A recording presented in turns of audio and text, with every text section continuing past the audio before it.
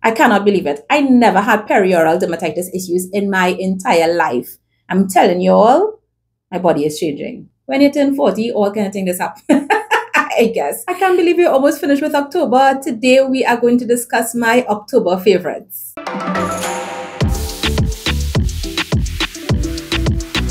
Hey guys, welcome back to SheriApproved. Thank you so much for joining me today. If you're new, welcome. And if you're already a part of the SheriApproved family, thank you so much for clicking on today's video. I didn't want to do this video without making a special mention of October being Breast Cancer Awareness Month. And I know that we've been bombarded everywhere with all kinds of information. And I'm not mad at it at all, because I think the information constantly needs to be put out there that we need to take care of ourselves, ladies. We need to do our breast examinations at home. And if you're over 40, make sure that you start doing your mammograms. It is so important because doctors and medical professionals are letting us know over and over and over again that if small changes are detected, that if we catch it early, that we can definitely do something about it. And while it is important for us to be doing this for ourselves, it is also important to have that conversation with the women that are in your circle, your sisters, your mom, your cousins, but also your friends, and maybe those that you have impact or reach on. Let's spread the message and let's encourage each other to take care of our breast health. So let's jump right into my favorites. And there is a very interesting mix here again this month. The first product is a skincare product, and it's from Ladora. For those of you who've been following me for a couple of years, you guys know that I have spoken about Ladora before. I have used their LED Face 1, their red light therapy hair device, their pods, but they have a new skincare item that again is right up my alley. And I have been testing it for the last few weeks and I have really enjoyed it. And it's this item here. It's called the Ladora 8 Peptide Activating Serum. First of all, I just love this packaging. It's just so satisfying to look at and see the gel and the bubbles and stuff inside it. So let me tell you what this is. So this is a conductive serum. So you know that when we've been talking about microcurrent, that you actually need to be using a conductive gel that allows the microcurrent to penetrate the skin.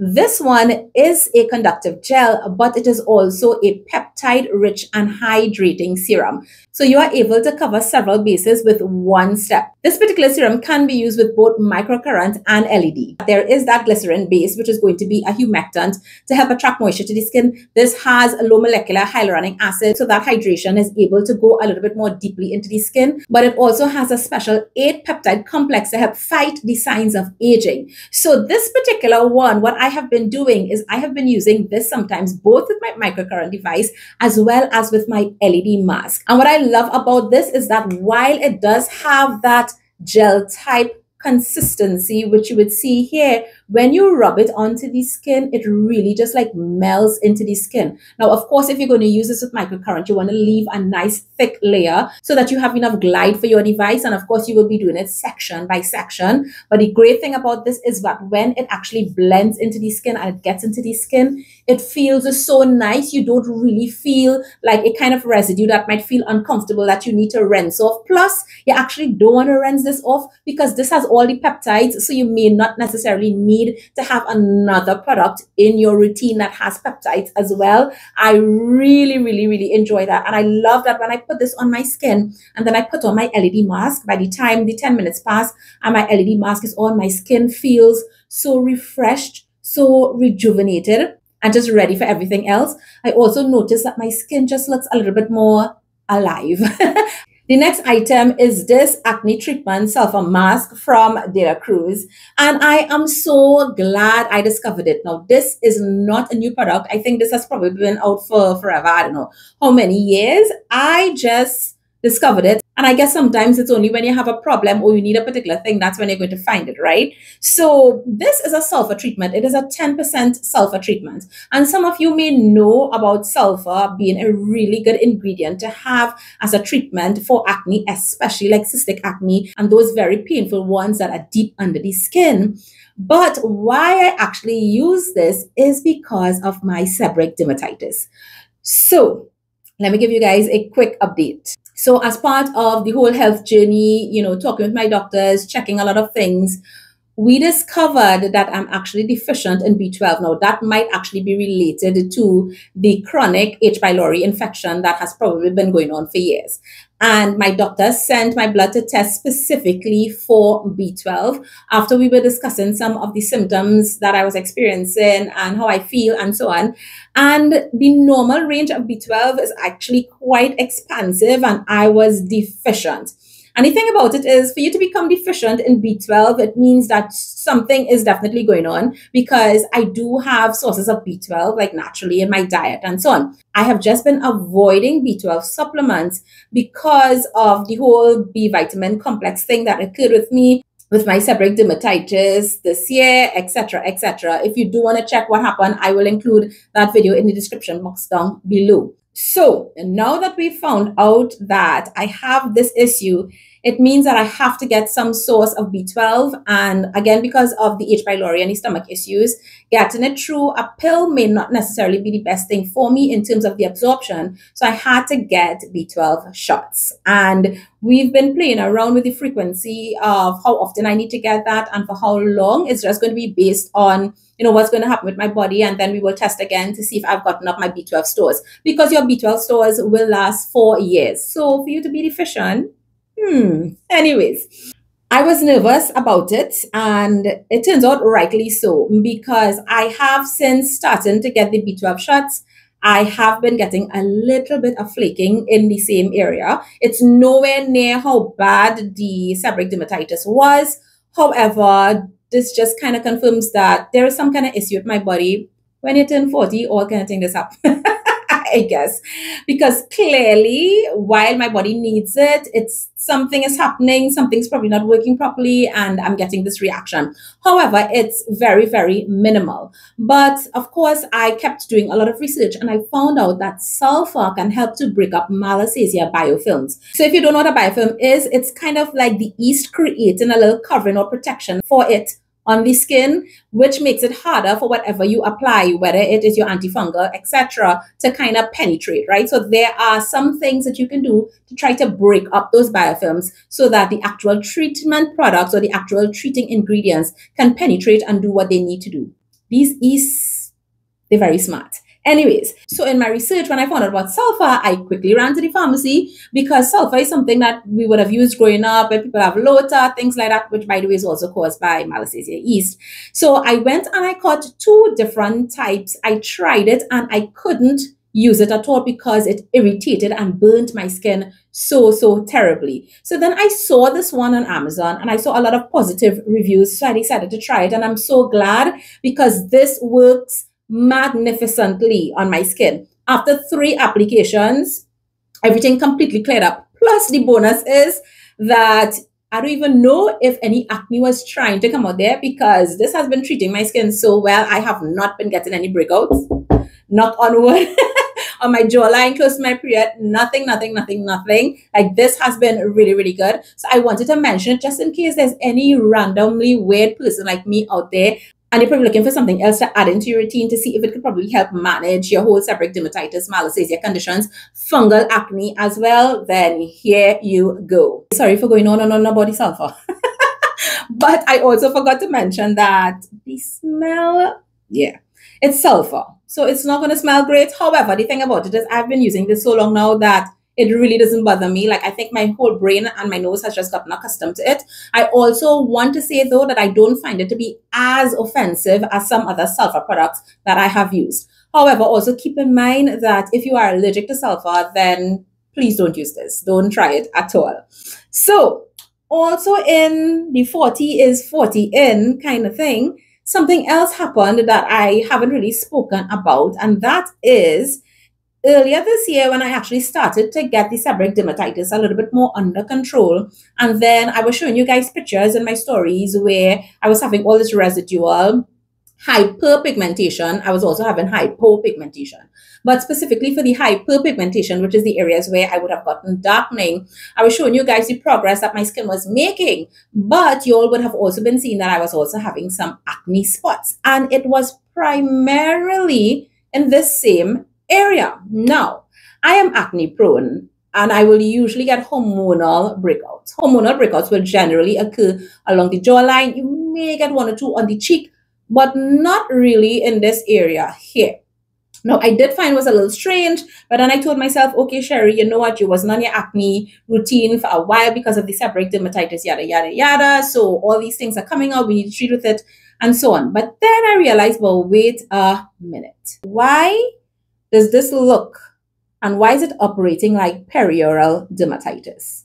And I had to pause, take a step back, and just go back through everything and start to make some checks. And you guys would not believe. All my life, I have been using fluoride-based toothpaste with no problem. For the last maybe 10 to 15 years, I have been using strictly Sensodyne for sensitive teeth based on the recommendation of my dentist because of what's happening with my teeth and my gums. That has been working amazingly for me. In between, once in a while, I might try a toothpaste for maybe 2 days because my husband will use something else and he will get something new and I'll just try for 2 days and, you know, I'll just always go back to my Sensodyne. But I was on my Sensodyne and then I'm like, if this is perioral dermatitis, you know, and I started to take a couple things out, and it was still reoccurring, I decided to stop the toothpaste. Now, this is where things got interesting. So I bought a couple other toothpastes, like also for sensitive teeth, also fluoride-based, realized it was still happening. And then I'm like, okay, let me choose something that's not fluoride-based. And I started to do some research. And I actually purchased the next item that's in my favorites from Amazon. Well, not this one, because this is like my third tube now. So I switched from fluoride-based toothpaste. And literally within 2 weeks of doing that, all the breakouts stopped. All. So clearly, my body is having a problem with fluoride now. I don't know what is going on. I don't know what is going on. And I don't want to chance it and I really don't want to try. Maybe I might try, but I'm so happy with how it cleared up and there has been no more breakouts in that area at all since I've done that. So in doing all that, I think I had actually posted on my stories asking you guys like what fluoride-free toothpaste are you guys using that you can get here, because I actually bought the Boca toothpaste from Amazon. Now this one that I have here is just another one of them. This one is the Whitening Toothpaste. And these are toothpaste that are based on nano-hydroxyapatite and xylitol, both of which are also really, really good for your teeth. Now, nano-hydroxyapatite is actually an ingredient that helps to remineralize and strengthen your teeth. And it is said to be good for people with sensitive teeth. This is also peroxide free. So this one is the whitening one. The first one that I use is the mint one. I use like 2 tubes of that. And this is my 3rd tube. And I actually purchased like 3 packs and so on. There are children options that Hadassah is also using. My husband also uses these now. Like everybody is using Boca toothpaste. However, I would definitely love to get your recommendations on other fluoride-free toothpaste that you might be using that I could try, because I just can't believe it. Like I cannot believe it. I cannot believe it. I never had perioral dermatitis issues in my entire life. I'm telling you all, my body is changing. My body is changing. So next is this mascara. And I'm not sure if I spoke about this in like a YouTube favorites. I probably should have checked back my history before I talk about this, right? But anyways, this is the L'Oreal Panorama Mascara. This is the voluminous waterproof version. So this is what it looks like. I did a demo of this on Instagram, like, I don't know, a couple months ago. And guys, I have to say, like, I'm really thinking about doing a top 5 mascaras. And this will definitely be in it. This is another fabulous mascara option from L'Oreal. Now, L'Oreal says that this is a very, very long wearing mascara. I absolutely agree. They say that it is clump resistant, flake resistant, and smudge resistant. Now, when it comes to flake resistant and smudge resistant, I would say yes. Now, you guys would know that I have very watery eyes, so I usually tend to go for waterproof mascaras because of that. It's just really not able in terms of smudging and all of that. In terms of clump resistant, I will say to a degree, yes. You could easily do like 2, 3 good coats and not necessarily get that, which is great. This has a stretch flex complex to give the appearance of fuller lashes. Now, that's the mascara that I have on. And I have been wearing this a lot. I really, really like it. I've been reaching for it a lot. And it was actually because of this, I was like, you know what? I really should probably do a mascara ranking, or maybe a top 5, because I don't know if I could probably rank it, or maybe I could. I don't know. But I will say though that this is not easy to remove at all.